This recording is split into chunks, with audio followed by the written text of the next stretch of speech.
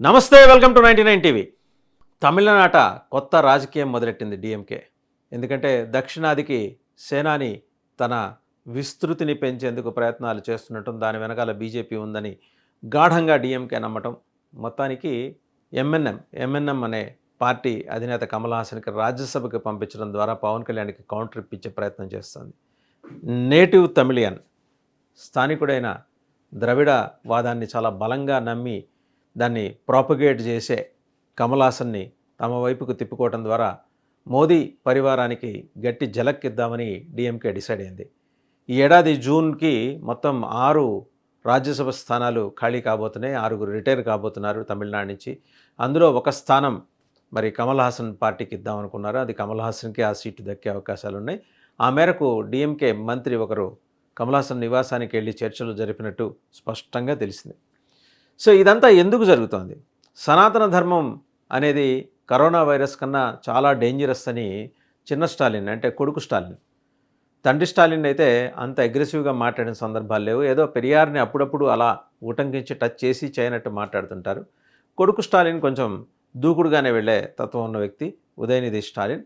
ఆయన ఇది corona virus కన్నా చాలా తీవ్రమైనది, చాలా డేంజరస్, ఇది మానవాళికే ముప్పుగా పరిణమిస్తున్నట్టు చేసిన వ్యాఖ్యల మీద అప్పట్లో పవన్ కళ్యాణ్ చాలా తీవ్రంగానే స్పందించారు. సనాతన ధర్మానికి సంబంధించి ఎవరైనా ఎటువంటి వ్యాఖ్యలు చేసినా సహించేది లేదు, అలాగే తాను కట్టుబడి ఉన్నాను. ఇవాళ రోజున ఆయన పెట్టుకున్న దక్షిణ భారతదేశ తీర్థయాత్రల వెనకాలన్న మోటివ్, పొలిటికల్ మోటివ్ ఏంటి? సరే, సహజంగా అనేదో మొక్కులు మొక్కున్నారు, పరశురాముడి టెంపుల్, అలాగే ఇంకా అయ్యప్ప టెంపుల్, ఇంకా 4-5 టెంపుల్స్ ఆయన తమిళనాడులో ఆయన వెళ్తున్నారు. తమిళనాడు, కేరళ రాష్ట్రాల్లో కూడా. ఎందుకంటే ఆయన ఇది పెట్టుకున్నది కూడా ఏంటంటే ఆయా క్షేత్రాలకు వెళ్ళటం ద్వారా తన ప్రజెన్స్ని అక్కడ ఎస్టాబ్లిష్ చేసుకుంటూ వెళ్తున్నారు. వెనకటికి మనం ఒకసారి చరిత్రలోకి వెళ్తే విజయనగర సామ్రాజ్యాన్ని పరిపాలించిన శ్రీకృష్ణదేవరాయలు చక్రవర్తి, ఆయన ఎక్కడ జైత్రయాత్ర చేసినా తాను అక్కడికి వచ్చి జైత్రయాత్ర చేసిన దానికి గుర్తుగా ఒక విజయస్తంభం నాటి వెళ్ళేవారు. అలాగే ఒరిస్సా గజపతుల్ని ఓడించి ఆయన విశాఖపట్నం మీదుగా తిరిగి తన సామ్రాజ్యానికి వచ్చే క్రమంలో సింహాచలంలో ఆగి అక్కడ ఒక విజయస్తంభం నాటి బోళ్ళన్ని నగలు, బంగారు నగలు సింహాద్రి అప్పన్నకి సమర్పించుకొని వెళ్ళారు. ఆయన ఎక్కడ దండయాత్ర చేసి వెనక్కి వస్తున్నా తన విజయస్తంభాలు నాడుతూ వెళ్ళటం. అదే ఫార్ములా ఈరోజు పవన్ కళ్యాణ్ ఫాలో అవుతున్నారు. అంటే తను వెళ్ళినది దండయాత్రకే. తీర్థయాత్ర అనేది సాధారణ ప్రజలకు అదొక మిషలాగా కనిపించవచ్చు. ఆయనకు నమ్మకం ఉంది సనాతన ధర్మాన్ని కాపాడుకోవటం కోసం అని చెప్పేసి ఆయన వెళ్తున్నారు, ప్రత్యేక పూజలు చేసుకుంటున్నారు, తన మొక్కులు చెల్లించుకుంటున్నారు. ఆ ధర్మస్థాపన కోసం కొన్ని సందర్భాల్లో ఇటువంటి యాత్రలు అనివార్యమనే స్పృహ ఆయనకి చాలా స్పష్టంగా ఉంది. సో ఆయన చేసుకుంటున్నారు. సనాతన ధర్మ వ్యాప్తికి ఇవి కృషి చేస్తాయి. తమిళనాడులో ద్రవిడవాదం ఎలా సనాతన ధర్మ వాదాన్ని తొక్కిపారేసి నేలకి అట్టడుగు స్థాయికి తీసుకొచ్చిందో దాని నుంచి రివైవ్ చేయడానికి సనాతన ధర్మాన్ని, అలాగే కేరళ మార్క్సిస్ట్ రూల్లో ఉంది, ముస్లిం లీగ్ ప్రభావం ఉంది, అండ్ క్రైస్తవ ప్రభావం కూడా కేరళ మీద చాలా ఉంది. ఉన్న ఆలయాల్ని కాపాడుకోవటం, ఉన్న ధర్మాన్ని కాపాడుకోవటం, అలాగే కాపాడుకున్న తర్వాత అది ఎస్టాబ్లిష్ చేసుకుంటానికి తనకంటూ ఒక పరివారాన్ని తయారు చేసుకోవటం, ఒక వ్యవస్థను నిర్మించుకోవటం, చాలా లాంగ్ యాక్షన్ ప్లాన్ ఉంది ఆయనకి, పవన్ కళ్యాణ్కి. ఇదేదో ఉత్తి పుణ్యానికి తాను తన కుమారుడు అఖీరానందంతో కలిసి వెళ్ళి పూజలు చేసుకొని మొక్కులు చెల్లించుకొని 2 సార్లు దండం పెట్టుకొని నుదుటిని ఇంత బొట్టు పెట్టుకొని రావటం అనేది ఆయన మోటివ్ కాదు. పొలిటికల్గా ఆయన చేస్తున్న ప్రతి ప్రయత్నం వెనుక బీజేపీ రూట్ మ్యాప్ ఉంది. ఇదే డిఎంకే స్టాలిన్ని గడగడలాడిస్తున్న అంశం. ఇన్నాళ్ళు తాము ఏది చెబితే అది వేదం, తాము ఎంత చెబితే అంతే అనే పద్ధతిలో డిఎంకే కానీ అన్నా డిఎంకే కానీ చేస్తూ వస్తున్న వ్యవహారాలకి పవన్ ఎంట్రీతోటి పులి స్టాప్ పడే అవకాశాలు స్పష్టంగా కనిపిస్తున్నాయి. అందుకనే డిఎంకే ఉలిక్కి పడింది ఒక్కసారిగా. లేదు, పవన్తో సమానమైన చరిష్మా ఉన్న నాయకుడిని తయారు చేసుకోవాలి. తయారు చేసుకోవడం ఉన్నపళంగా సాధ్యం కాదు కాబట్టి ఆల్రెడీ తయారై ఉన్న కమల్ హాసన్ని రాజ్యసభకు పంపిస్తే కౌంటర్ అటాక్స్ ఇవ్వటానికి అతను బాగా ఉపయోగపడతాడు. ఇద్దరు సినీ రంగ ప్రముఖులే. దక్షిణాదిలో ఇద్దరికీ ఈక్వల్గా ఆ మాటకు వస్తే ఒక పెచ్చు పవన్ కళ్యాణ్కే ఎక్కువ మంది అభిమానులు ఉన్నారు. నాట్ ఓన్లీ దక్షిణాది, భారతదేశ వ్యాప్తంగా సెలబ్రిటీ స్టేటస్ ఎంజాయ్ చేస్తున్న మొదటి 10 మంది పేర్లు తీస్తే అందులో పవన్ కళ్యాణ్ పేరు ఉంటుంది. మైకేల్ జాక్సన్ తర్వాత ఎక్కువ సెలబ్రిటీ స్టేటస్ ఎంజాయ్ చేస్తున్నది పవన్ కళ్యాణే. సో సినిమా రంగాన్ని నుంచి వచ్చిన పవన్ కళ్యాణ్ని ఢీ కొట్టాలంటే సినిమా రంగం నుంచి వచ్చిన వాడినే పెట్టాలి. ఎలా పెట్టాలి అంటే కొంచెం మరి తెలుగు బ్లెండ్ కూడా ఉంది కాబట్టి కమల్ హాసన్ తెలుగు చిత్రాల్లో కూడా నటించారు. చక్కటి తెలుగు మాట్లాడతారు కాబట్టి అటు తెలుగు ప్రేక్షకుల్ని ఆకట్టుకోవటం కోసం, తమిళనాడులో ఉన్న తెలుగు ప్రజల మనసులు గెలుచుకోవటం కోసం కూడా కమల్ హాసన్‌ని రాజ్యసభకు పంపాలనే ఆలోచన చేసినట్టు డీఎంకే తెలుస్తుంది. రైట్. కమల్ హాసన్ వెనకాల డీఎంకే లాంటి డీఎంకే స్టాలిన్ లాంటి మల్లయోధుడుంటే మరి పవన్ కళ్యాణ్ నడిపిస్తున్న ప్రచోదక శక్తియే నరేంద్ర మోడీ. సో ఇద్దరు యోధులు వెనుక ఇద్దరు వ్యూహకర్తలు. ఎవరిని తక్కువ అంచనా వేయడానికి వెళ్ళలేదు. ద్రవిడ రాజకీయాల్లో స్టాలిన్ కుటుంబం కరుణానిధి దగ్గర నుంచి చూస్తుంటే వాళ్ళ ముద్ర వాళ్ళకుంది.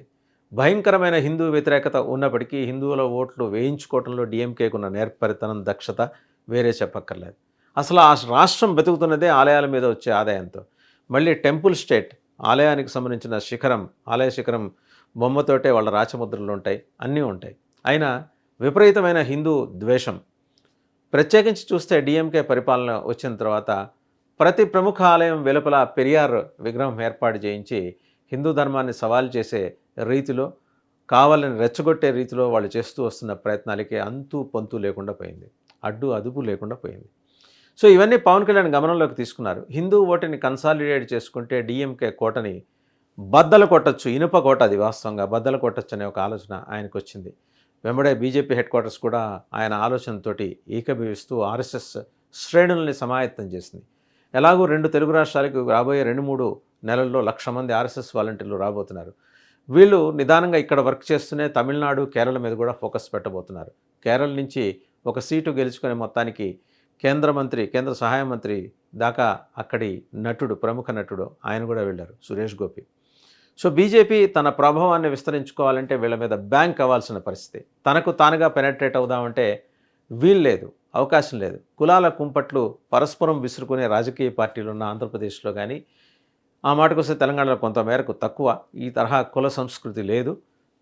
కానీ తెలంగాణలో ఎంతో కొంత ఎస్టాబ్లిష్ అయి ఉన్నాం, ఆంధ్రప్రదేశ్లో ఎస్టాబ్లిష్ అవ్వాలి. తెలుగుదేశంతో అంటకాగిన పాపానికి శాపానికి బీజేపీ బలైపోయింది. తిరిగి దాన్ని రివైవ్ చేయాలంటే సొంతంగా రివైవ్ చేసుకోవడానికి ఉండే పరిస్థితులు లేవు. కాబట్టి పవన్ కళ్యాణ్ భుజం మీద ఎక్కువ బాధ్యతలు పెట్టి మరి బీజేపీ ఈ గేమ్ మొదలెట్టింది. న్యాచురల్ రాజకీయ పార్టీల తర్వాత వ్యూహాలు ఉంటాయి, ఎత్తుగడలు ఉంటాయి. వాళ్ళ వ్యూహంలో భాగంగా పవన్ వాళ్ళకు ఒక వజ్రాయుధం.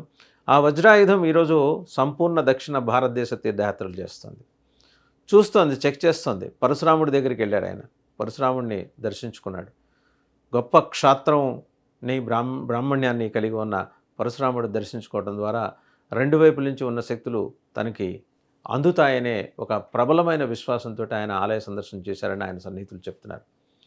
వాస్తవంగా ఆయన సనాతన ధర్మం అనే క్యాప్షన్ కింద పనిచేసుకుంటూ వస్తున్నప్పటి నుంచి ఆయన పెరిగిన ఇమేజీ అలాగే గ్లామరు వేరు. ఇప్పటిదాకా సంపాదించుకున్న ఇమేజ్, గ్లామర్ వేరు. సో ఈయన్ని కౌంటర్ చేయాలంటే సమఉజ్జీని నిలబెట్టాలి.